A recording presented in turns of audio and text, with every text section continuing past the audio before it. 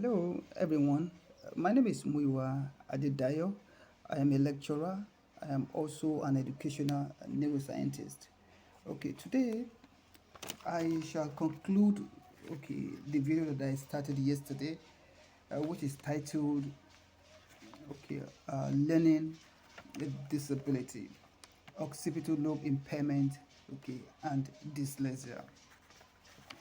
And yesterday I was able to okay give my viewers a kind of a background information about dyslexia, factors that cause dyslexia, okay and so on. So today what I intend doing is just to go further from where I stopped in the part one, in the first video that I produced regarding a dyslexia.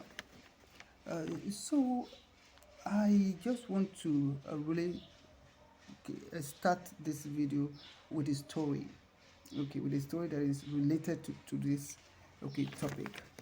There was a time like that, when I was a teacher in one of the private schools, and I was observed that there was this student in my class, that was not doing well. Then secondly, he was not paying attention. Then thirdly, there was something that really got me interested in his story. I gave them a test and I realized that he performed poorly in my test. So later, when I got back to the class, I had to try to find out why did he perform poorly, because the way he answered his questions, it was so obvious that he was suffering from dyslexia, especially the acquired dyslexia or the mild dyslexia. Then he said, "Sir, I'm really very sorry. Do you know that I cannot see where I am sitting?" And that actually got me concerned.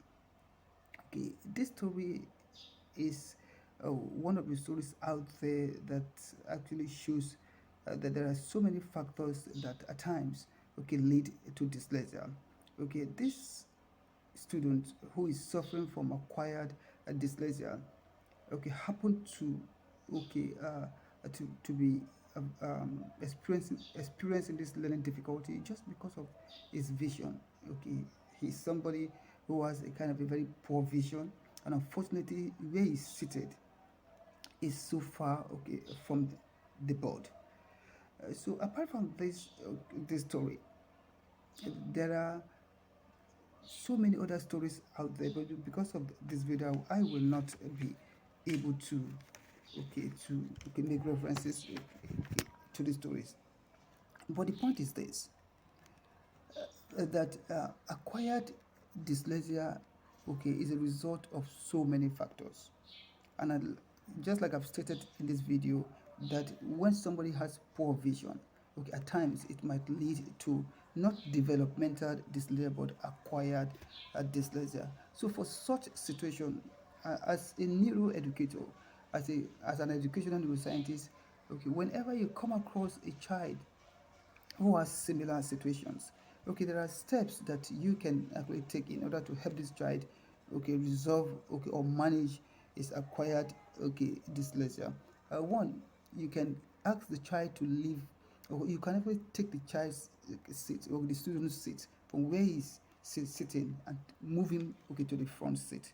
Then secondly, another treatment, or another maybe solution to a problem like this is that you can tell him to visit a kind of any medical physician, okay and that the medical physician should be able to actually recommend drugs that will help the child improve okay his eyesight.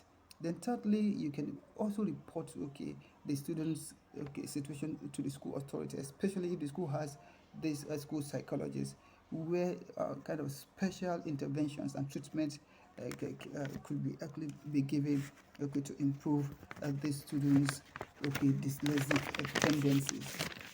Then another point that I really want to talk about is what are the symptoms?